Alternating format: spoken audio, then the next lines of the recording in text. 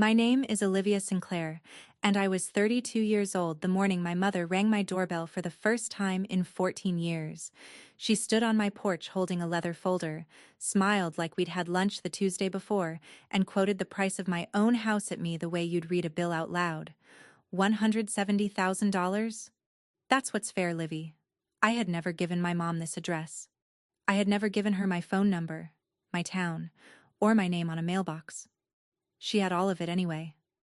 By the end of that year, my mother would put a price on raising me. A judge would read her handwriting out loud in open court, and my father, the quiet one, the harmless one, would do something on the courthouse steps that not even my mother saw coming. Welcome back to Calm Drama Stories. This channel is where women tell the family stories they used to only whisper. Slow, steady, and all the way to the end. If these stories find you at the right time, drop a comment below and be sure to subscribe. Now, let me take you back to that Saturday morning in March and the sound of a doorbell I never gave anyone the right to ring. She looked good. That was the first thing I noticed, and I hated that I noticed. Carol Sinclair, 58 years old, hair set, coat pressed, standing on my porch in Cedar Run, Ohio, 2 hours from the town I'd escaped. I kept the screen door latched between us. Some part of me had rehearsed this moment for 14 years, and every version of me was smarter than the version who opens the door. "Livy," she said, warm as a bank teller at closing time. "You look thin. Is that stress? Small business will do that." I asked how she found me. She laughed like the question was adorable. "Found you? Honey, I never lost you. Sinclair Ledger Services? Cute name. You did an ad last fall with that bakery girl, the one with the sleeve tattoos. And you've got a gray cat now. It sits in the front window." My mouth went dry. She kept going, pleasant as a weather report. "You bought this place in March, 3 years ago. County website, honey. It's all public. I keep up.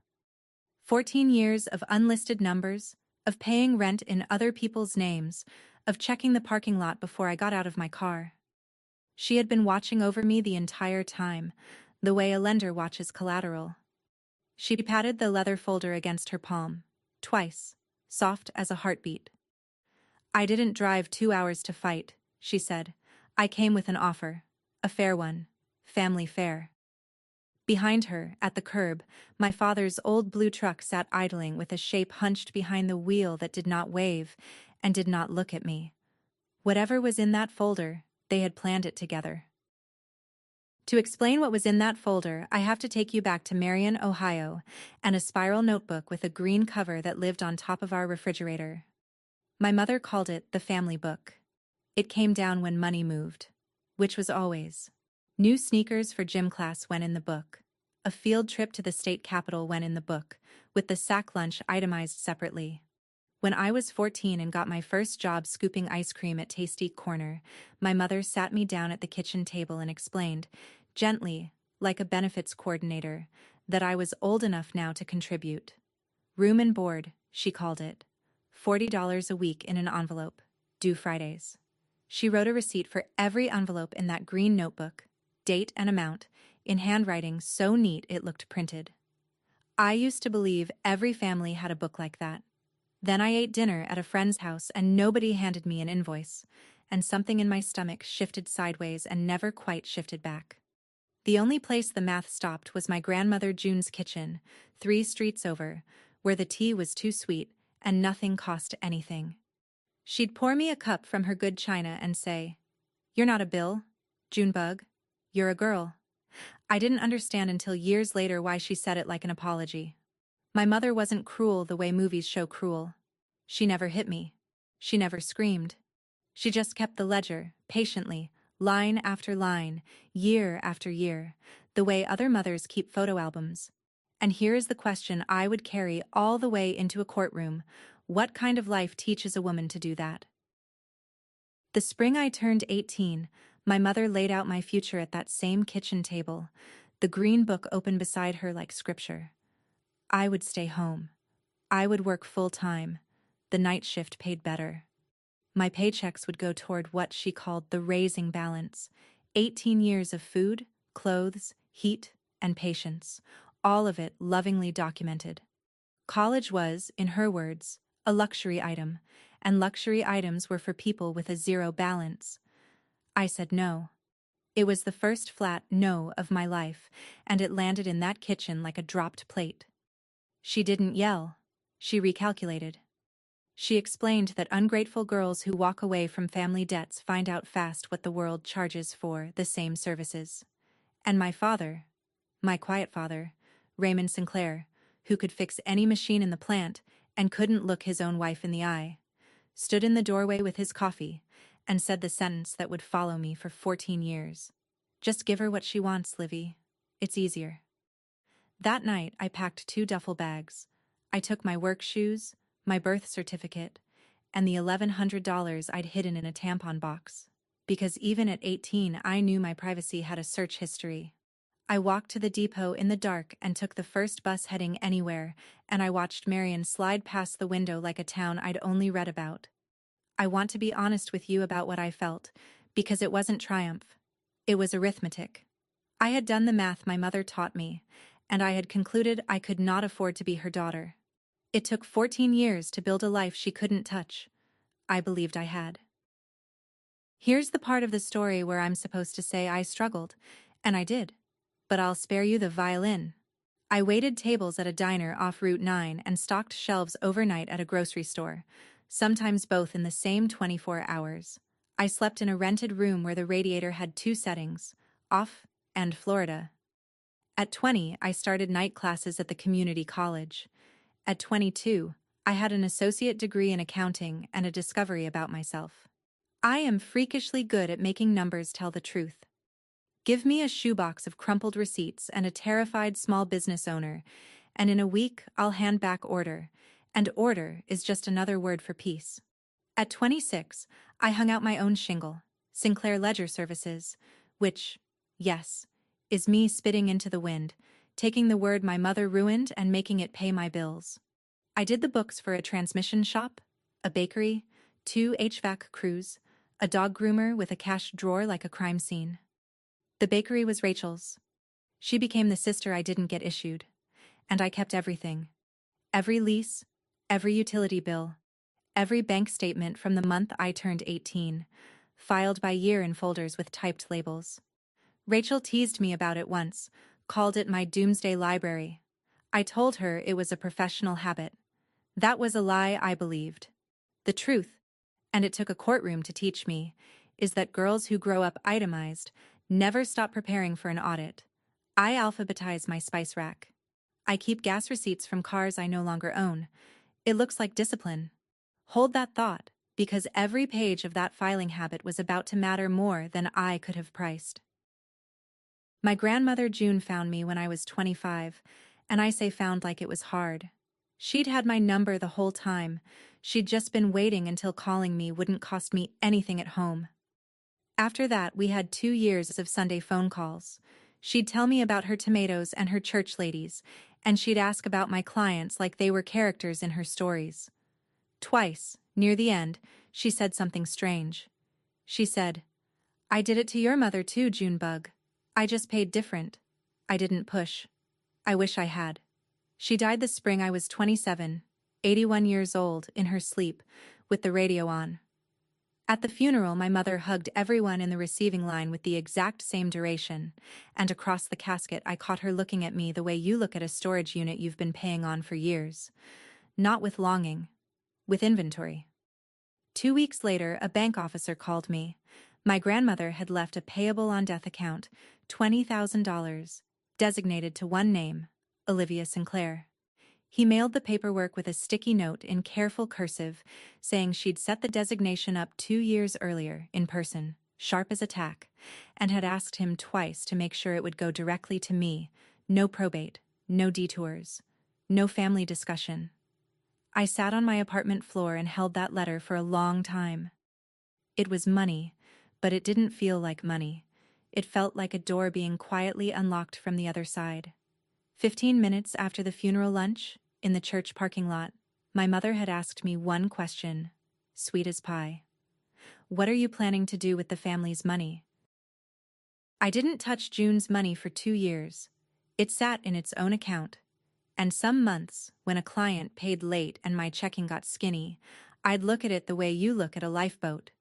Then the house on Marigold Lane came up for sale, a little brick ranch in Cedar Run with a bowed front window and a yard that got sun all day. $170,000. I was 29. I brought $34,000 to closing, June's 20, plus 14. I had saved one boring, beautiful dollar at a time. I read every page of that closing packet, initialed like a surgeon, and when the title officer slid the deed across the table and said congratulations, I had to excuse myself to the parking lot for a minute. And I'm not going to tell you what I did out there, but my mascara didn't survive it. The first night I slept on the living room floor because my bed hadn't arrived, and it was the best sleep of my adult life. In the spring, I planted marigolds along the walk, because a house on Marigold Lane without marigolds is a bookkeeping error. I put June's teacup, the good china one, on the kitchen windowsill where the morning light could find it. For 3 years that house held my whole quiet life, work at the kitchen table, Rachel's day-old bread, the gray cat I hadn't planned on. I used to stand in the doorway some nights just looking at it all, thinking, paid in full, nobody's ledger, mine. What I didn't think about was the county recorder's website, where every deed is public, searchable, free. A love letter if the person reading it is built a certain way. So there she stood, 3 years later, patting that leather folder on my porch. She opened it against her forearm like a waitress with a check tray and turned it to face me through the screen. The top page said, in bold type she'd centered herself, family property agreement. She had typed it at the library, I'd learn later, and it read like a ransom note edited by a church secretary. The offer was this. I would sell my parents the house on Marigold Lane for $170,000. Exactly what you paid, Livy, to the penny. Nobody's cheating you. They had already sold the house in Marion. My father had taken his pension early, at a penalty, which she mentioned the way you'd mention a war wound. The house was worth about $235,000 by then, and we both knew it, and that was the point. The $65,000 of difference, she explained, patiently, was the raising balance. 18 years of room and board, called due. You bought this with June's money, she said, and her voice dropped its warmth like a coat. And June's money was my money. That woman owed me a whole life, and she skipped over me to spite me, and I am done being skipped. I said no. Just no. No essay attached, which for me was 14 years of therapy in a single breath. My mother looked at me for a moment, and then her face changed the way a screen changes when the power cuts, all the pleasantness gone at once. We're not asking, Olivia, she said. We're collecting. She wedged the folder into the screen door and walked back to the truck. 30 days, she called over her shoulder, like a dentist's office confirming an appointment. Let me stop here and ask you something, friend to friend. If a mother you hadn't seen in 14 years stood on your porch with a bill for your childhood, would you have opened that screen door? Tell me in the comments, because that morning, for about 3 seconds, I almost did.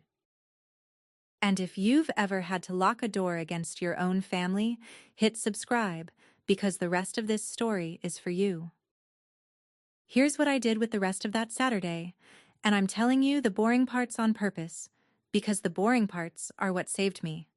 I photographed every page of her so-called agreement before I touched it with bare hands, then bagged it like leftovers. I wrote down the time she arrived, the time she left, what she said, what the truck looked like. Then I sat on my kitchen floor with the cat and shook for about 10 minutes. Because you can be organized and terrified at the same time. Ask any bookkeeper in April. Monday morning, I called 2 law firms in Dayton and hired the one that didn't promise me anything. Dana Reeves, civil litigation, a handshake like a stapler. She read my mother's document twice, set it down, and said, "This is a wish list, not a contract. No consideration, no signatures, no enforceable anything." Then she tapped the page and added the sentence I'd repeat to myself for months. But your mother believes it. That's the dangerous part. People who believe their own paperwork don't stop at the porch. Her instructions were simple. Don't answer calls from unknown numbers. Don't meet them alone. Anywhere. ever. Every communication in writing, everything saved. I told her about my filing habit, the folders by year, and she smiled for the first time in that meeting. Good. You may be the first client I've ever had who overdocuments. On my way out, she asked one more question, casual as a coat check. Does anyone else in the family know your address? I stopped with my hand on the door, because the answer was my Aunt Sharon, my mother's little sister, who sent me a Christmas card every year, and who had never once been able to keep a secret from Carol Sinclair in her life. The campaign started before the 30 days were up. That's the thing nobody warns you about. The lawsuit is the second front.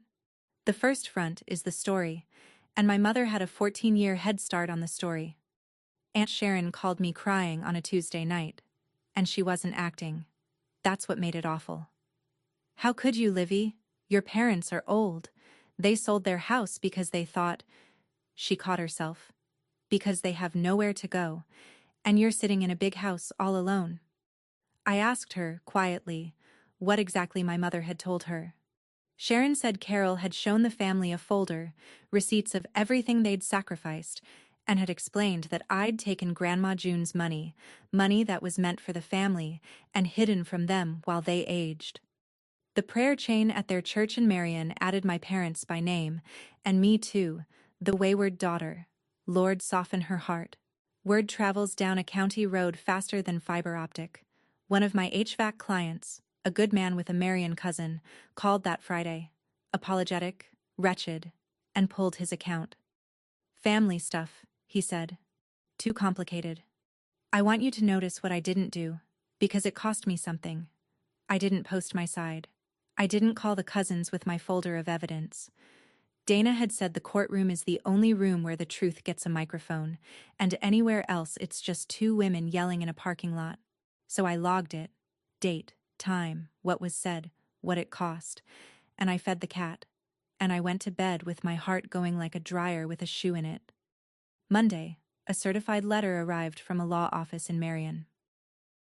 The letterhead said Krebs and Associates, and the letter said, in 3 paragraphs of Rented Thunder, that my parents demanded conveyance of the Marigold Lane property, an asset acquired with family resources, within 14 days, or litigation would follow.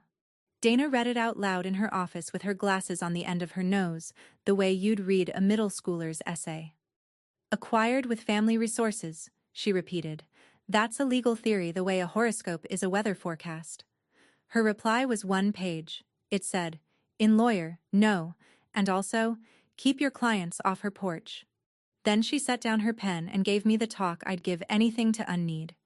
If they actually filed, she said, even a case with no legs walks for months. Answer, discovery, depositions, motions. Her retainer was $5,000. I paid it out of the roof fund, and I remember thinking, there goes the new shingles. The old ones will hold. Here's what I understood only later, and I want you to have it now, because someone listening needs it. A meritless lawsuit isn't designed to win. It's designed to bleed.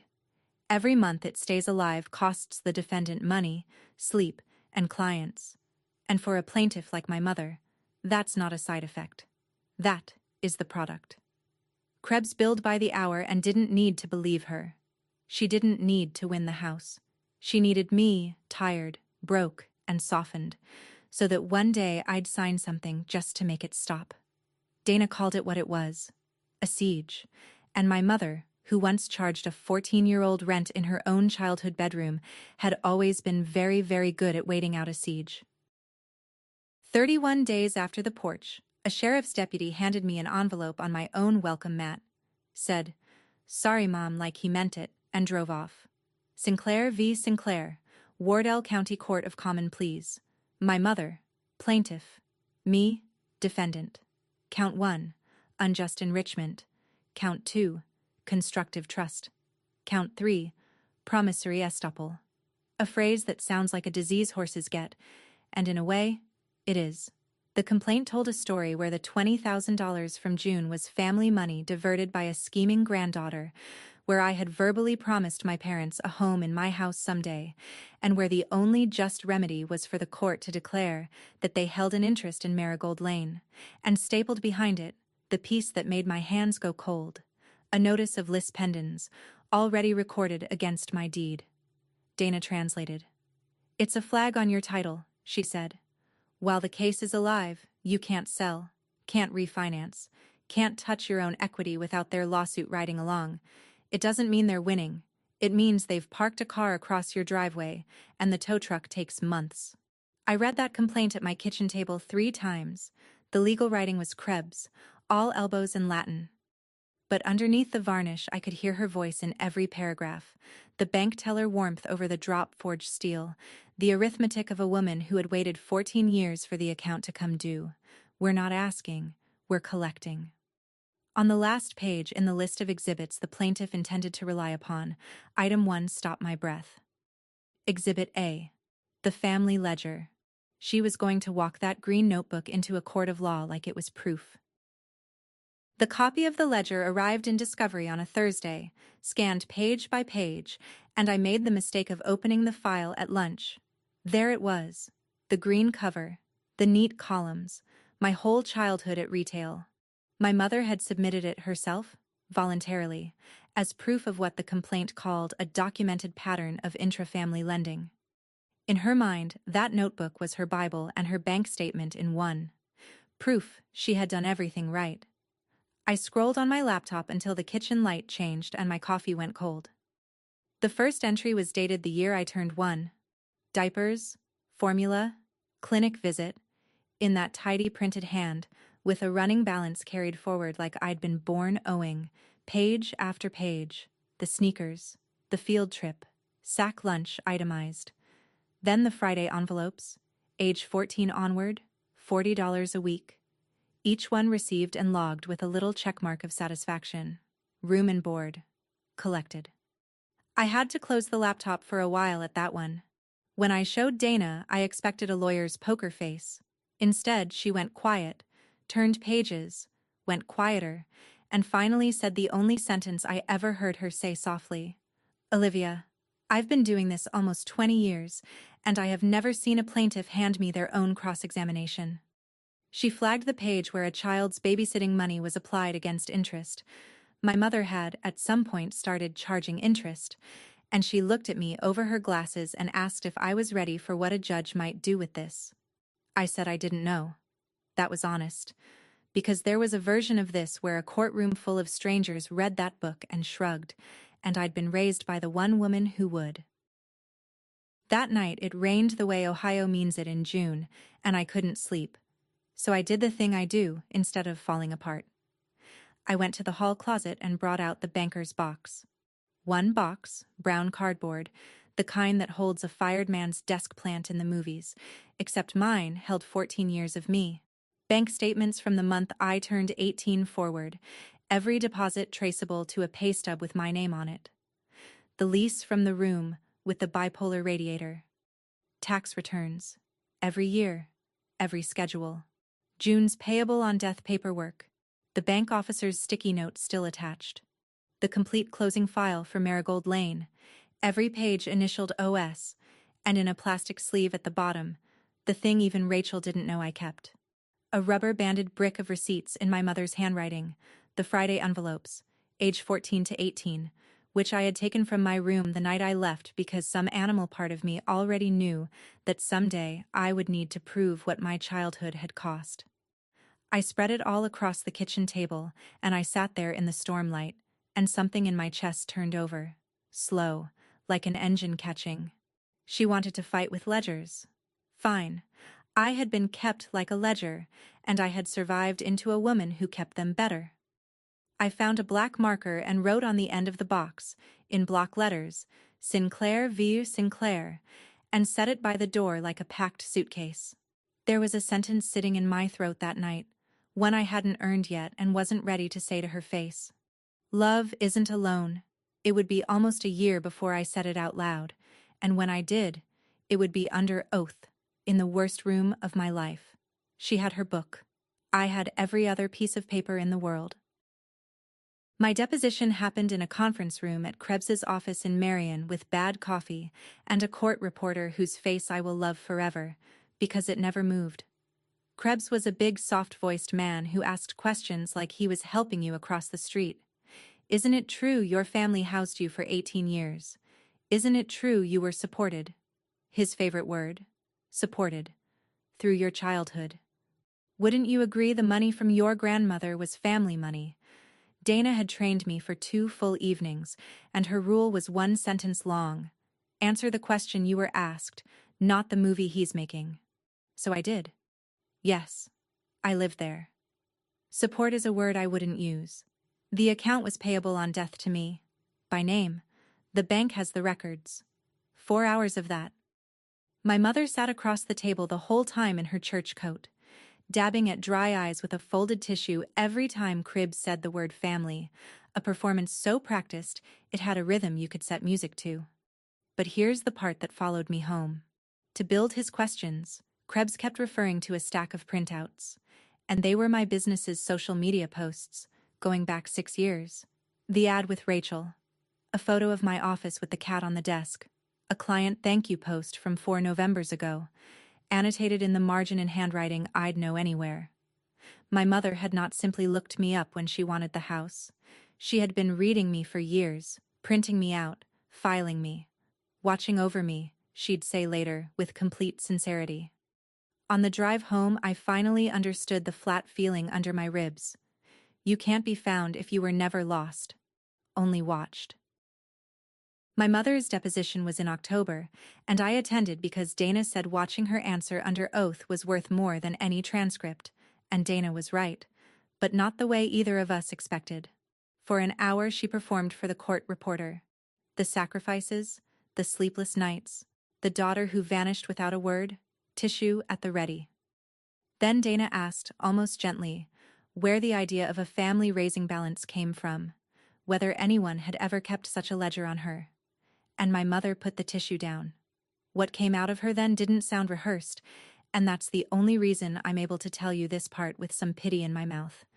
She was 19, she said, when her father died and June's house got quiet and cold.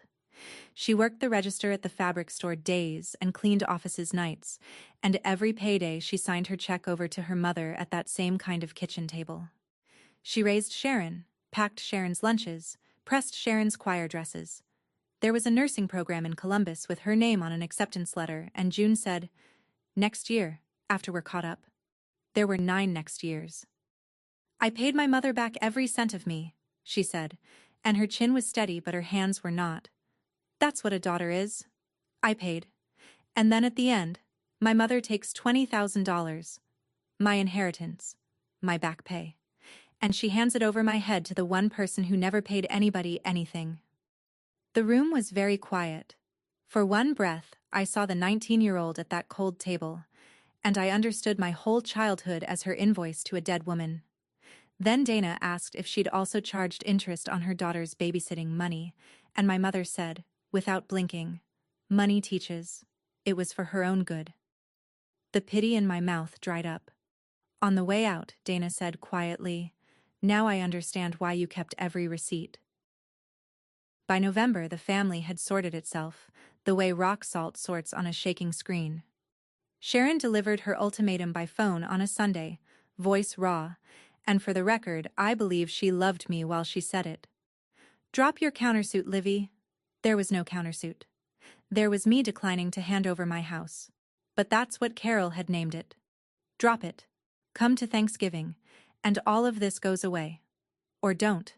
And understand that every person at that table will only ever know you as the girl who put her own mother in a courtroom. I said, "Aunt Sharon?" She filed the lawsuit. There was a long pause, and then she said the saddest thing anyone said that whole year. "Honey, that's not how she tells it, and she's the one at the table." The cards stopped after that. Cousins I'd grown up with went quiet on me. My phone filled with unknown numbers I let ring against Dana's voicemail like waves on a jetty. And then, on a Tuesday past midnight, one I answered, half asleep, no caller ID. Silence, breath, and then my father's voice, low, roughened, closer to the phone than he ever stood to me. "Livy, just give her what she wants, please. It's easier. 14 years." And those were the first words. I sat up in the dark with my hand pressed flat on the quilt and asked him the question I'd been saving since I was 18. "Easier for who, Dad?" The breathing went on a second longer. Then the line clicked. Soft. Like a door pulled to, not slammed. I lay back down and stared at the ceiling and thought. He called me from the garage, whispering, and some old stupid hope in me filed that under love. Remember that hope. It has one more scene in this story. December did its best to break me, and it came closer than I like admitting. The legal bills crossed $11,000. Retainer long gone. Invoices arriving with the Christmas cards. The Ellie's pendants had already cost me hard money. I'd been 3 weeks from refinancing into a rate that would have saved me $240 a month, and the flag on my title killed it at the bank like a hand over a candle. A second client left, kind about it, gone anyway. Rachel counterpunched by bullying 2 bakery suppliers into sending me their books, which is the only reason my own lights stayed on, and if you ever wonder what family actually is, it's that. And one night, at the kitchen table where all the big damage in this story keeps happening, I did what I do for a living. I ran the numbers on my own mother. 2 columns on a yellow pad. Column 1. Settle. Krebs had floated a number through Dana, $40,000, and the lawsuit disappears. List pendants released. Everybody goes back to their corners. Roof fund, gone. Emergency fund, gone. A loan against the business, probably. But over. In 60 days. Column 2. Fight. Dana believed we'd win on the law, believed it like a carpenter believes in a level, but the honest math said months more, thousands more, no guarantee. And my mother's appetite for siege already proven across 4 decades. I sat there a long time with the pen. Then I looked at the banker's box by the door with her maiden math inside it, and I understood something with my whole body. $40,000 wouldn't buy an ending. It would buy a receipt with my signature on it, proof at last that the raising balance was real. Every dollar would teach her the ledger worked. I drew a line through column 1. In the morning, Dana called before I'd finished my coffee. "Discovery's closed," she said, "and there's nothing in it but that notebook and hurt feelings. It's time to ask the court to end this." Motion for summary judgment. I'm filing tomorrow. Friend, sitting where I sat, with the yellow pad and the cold coffee. Which column would you have picked? Be honest in the comments, because I know plenty of good women who'd have paid the 40 just for quiet, and I'll never judge one of them. And if you're still with me, subscribe, because what the judge did with my mother's green notebook is the part I'd have driven through snow to see.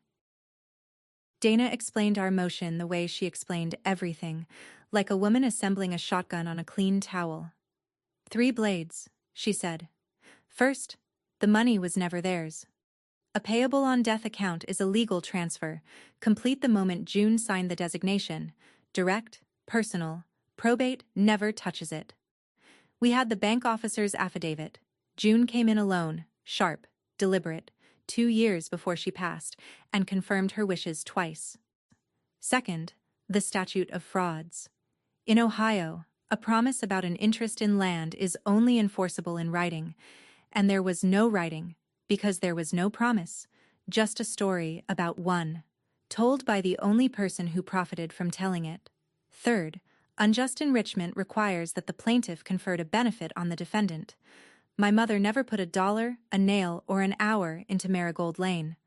What she conferred, Dana said dryly, was a childhood invoiced at market rate, and there's no cause of action for charging your kid rent and regretting the pricing. While she assembled exhibits, she asked for June's bank paperwork, and that's when I finally opened the envelope.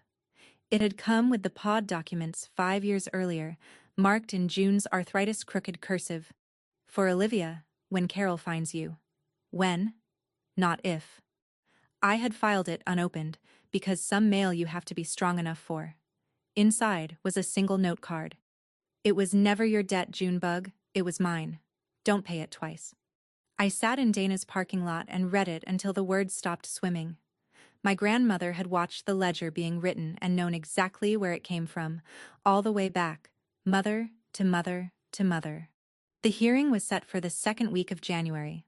Both parties ordered to appear. The courtroom in Wardell County smells like radiator dust and old varnish, and Judge Callahan ran it like a man with snow in his driveway and no patience for theater. He took Krebs first. "Show me the writing, counselor." There was no writing. "Show me the benefit your client conferred on this specific property." Krebs performed a long sentence about family resources and the totality of sacrifice, and Callahan let it die of natural causes in the open air. Then the judge did the thing I will be describing to somebody for the rest of my life. He picked up Exhibit A, my mother's green notebook, submitted by her own attorney as proof of the family lending pattern. He turned pages with one finger, unhurried, the whole room quiet enough to hear the paper. He stopped. He read one line to himself. Then he read it out loud, slowly, into the record. Room and board, aged 14. Collected. He looked up, not at Krebs, at my mother. "Ma'am, this entry is in your handwriting?" And my mother, I want you to understand that she was not ashamed, that shame was never once in the building with her, sat up straighter and said, "Yes, Your Honor, I've always kept fair books." She asked to say something, and Callahan, God knows why, gave her a minute, and she used it to say, politely, the quiet part. "Families keep accounts, Your Honor. Children are an investment like anything else. I'm not asking for charity. I'm only collecting what I'm owed." The radiator ticked. Somewhere behind me a stranger exhaled. Low, like they'd been hit. Callahan looked at her for a long moment, and then he said evenly, "Ma'am, that may be the saddest sentence anyone has said in my courtroom." He gathered the papers. "Decision by written entry," he said. "Court adjourned." My mother smiled at Krebs like it had gone well. The entry came down 8 days later. Summary judgment for the defendant on all 3 counts. The court found no writing, no promise, no benefit conferred, and noted in a footnote I've read more times than I'll admit that the plaintiff's own exhibit documented not loans, but the systematic monetization of a minor child. Liz Pendens ordered released. The house was mine again, all the way through, deed to roofline. Rachel brought over a cake with a house drawn on it in frosting, and I ate a slice, and surprised us both by crying into it, which she pretended not to see, which is why she's Rachel. Then Dana called with the next thing, because there's always a next thing. She wanted to file a motion for sanctions. Frivolous conduct, it's called. The suit had no basis in law, and Krebs knew it or should have. Ohio lets the court make the plaintiff pay the defendant's attorney fees for exactly this. My whole body flinched. I'd just spent a year being collected on, and now I'd be the one holding out a bill? To my own mother? I heard myself say, "I don't want to become her, Dana." And Dana, who bills by the 10th of an hour and doesn't spend words, said this. "Olivia, she burned more than $14,000 of your money using the courthouse as a weapon. Asking the court to hand it back isn't keeping a ledger, it's putting out a fire. You are allowed to not pay for your own mugging." I thought about the roof fund, the dead refinance, the client who apologized while he left. I told her to file it, actual costs, not $1 more. That night, Sharon texted for the first time in weeks. "Your mother says this isn't over. She'll appeal to her last breath." The sanctions hearing landed in the last week of February, and my mother arrived alone. Krebs had moved to withdraw 2 weeks earlier. His bills, it turned out, weren't getting paid either. And there is a kind of poetry in that I'm still not big enough to enjoy properly. She represented herself. She'd brought a fresh folder, thicker, with new typed pages, and when the judge asked why she'd pursued claims with no legal basis, she stood and presented what she genuinely believed was her case. The sacrifices, the ingratitude, the raising balance, arithmetic she'd carried for so long it had worn grooves in her. Callahan let her go longer than he had to, and I watched him understand, in real time, that he wasn't looking at a schemer.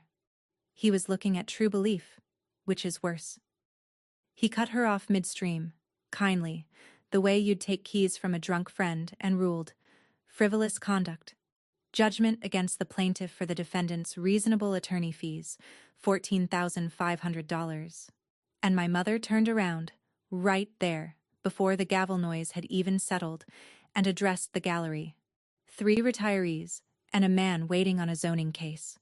Like they were the family assembled at Thanksgiving. "Do you see?" she said, and her voice was pure wonder, pure injury. "Do you all see what she is? She's charging her own mother." The zoning man studied his boots. I sat very still while the room drained, that sentence ringing in me like a struck pipe, because she meant it. In whatever country my mother lives in, the victim is always her. The books are always fair. And I am forever the debtor who ran. I thought the courthouse part of my life ended in that hallway. It didn't. It just changed floors. Here is everything I remember about the next 11 minutes, because I have been asked to remember them under oath, and the details do not move anymore. It was noon, late February, hard blue sky. The courthouse steps had been salted that morning, white crumbs crunching underfoot, and the stone railing wore a sleeve of old ice on its north side. Dana had gone back inside for her gloves. I stood on the 3rd step from the bottom, coat open. The cold felt clean after that courtroom, like rinsing a glass. Across the lot I saw the blue truck, and my father beside it in the brown coat he's owned since I was in middle school, and my mother close to him, talking up into his face. She wasn't loud. That's what people get wrong about dangerous voices. The wind carried it to me in pieces, the way wind does, and the pieces were these. She took everything from us, Ray. Everything we had, everything we were owed. And you just stand there, and you have always just stood there. I watched my father's shoulders climb toward his ears, and his head go down, and his hands open and close at his sides like something was being pumped into him a squeeze at a time. Then he came across the parking lot. Not running, walking, fast, wrong, a man late for something, boots hitting the salt in a rhythm I still hear in stairwells sometimes. I did not understand. That's the truth, and I've stopped apologizing for it. My father had never raised a hand to anyone in his life. He was the weather in our house, never the storm. I believed that right up until he was 3 steps away, and I saw that he was crying, and that his hands were already reaching. He got me by the shoulders. My father, 61 years old, 40 years of torque wrenches in his grip, took my shoulders and shook me the way you'd shake a vending machine that ate your last dollar, and the voice that came out of him was one I had never heard in my life, a voice with rust and tears and 40 years of swallowed everything in it, roaring, give it back, Livy, just give her." And then the world went sideways. Maybe he threw me. Maybe he lost his footing on the salt with his hand still full of my coat. The prosecutor would say it doesn't matter, and the law agreed. I went into the stone railing hip first, got my right hand down to catch myself, and felt the wrist go wrong on the ice-slicked edge. A deep, ugly, structural pain, like a drawer forced off its rails. My elbow split on the stone. My lip caught the corner coming down. Then salt, cold, sky. People say time slows. Mine didn't. It skipped, like a scratched disc. I was on the ground, and there were already boots and radios, because we were 20 feet from a courthouse security door and 2 deputies had watched the whole thing through the glass. They had my father face down in the salt in seconds, and he didn't fight them at all. He went soft, like the string holding him up had finally been cut. And my mother. I want this part in the record of my life. My mother stood in the middle of that parking lot, 20 feet from her bleeding daughter, and she did not come to me. She shouted at the deputies, "That's my daughter. That is a family matter. This is none of your business." Family matter. I sat on the frozen steps tasting pennies, watching my blood find spaces between the salt crystals, thinking, with a calm that frightened me more than the pain, there it is. That's the whole religion, right there. Then a deputy crouched into my eyeline and asked the question that would split my life in half. "Ma'am, you'll need to tell us whether you want to press charges." The emergency room did its patient arithmetic. Severe wrist sprain, splint and brace for 6 weeks. 3 stitches in the elbow. A lip that made me look like I'd lost a bar fight. Photographs of all of it taken by a nurse with gentle hands and a flat cop voice. Left side, right side, ruler for scale. My father spent the night in a cell and was charged with assault, a first-degree misdemeanor in Ohio, the deputy explained, since it was witnessed by 2 officers and a security camera with an opinion of its own. Rachel picked me up, drove me home, slept on my couch without being asked. And the next evening, she drove me back into town because there were 2 pieces of paper that could not wait for my wrist. The first was a petition for a domestic violence civil protection order. I qualified, the advocate explained, because Ohio's definition covers a parent you've lived with, no matter how long ago the living stopped. I filled it out left-handed, printing like a first grader, 18 years in one house condensed to the lines provided. The judge granted the temporary order the same day, with a full hearing set for the following week. The second paper was for the prosecutor, Mr. Boyd, a tired, decent man with reading glasses on a chain. He told me the case was solid with or without me, but juries and judges hear daughters differently than they hear camera footage. He slid the witness form across the desk and said, "No pressure tonight, take it home." I signed it at his desk. There are signatures that change your name without changing a letter of it. I walked in as their daughter. I walked out as the state's witness, and I understood, in the parking lot, under the sodium lights, with my arm in a brace, that there was no walking that back, ever. It was the loneliest I have felt in my life, and it was still somehow the first week of my life. The voicemail came 4 days after the courthouse steps, while my father sat out on bond with a no-contact order and, I'd learn later, a cot in Sharon's sewing room. It was my mother, and the warmth was back. The full bank teller sunrise, as if that morning on the courthouse steps had been a misunderstanding between strangers. "Livy, sweetheart. Your father is sick over what happened. You know he'd never hurt you. He tripped. Everyone could see it. But the county needs its little victories. Here's what we're going to do, as a family. You'll tell the prosecutor you won't testify. You'll withdraw that awful order, which is humiliating your father in front of the whole church, and you'll let the fee business go. We'll call it even on everything. And then you'll come home for Sunday dinner. I'll make the roast. All of it forgiven, honey."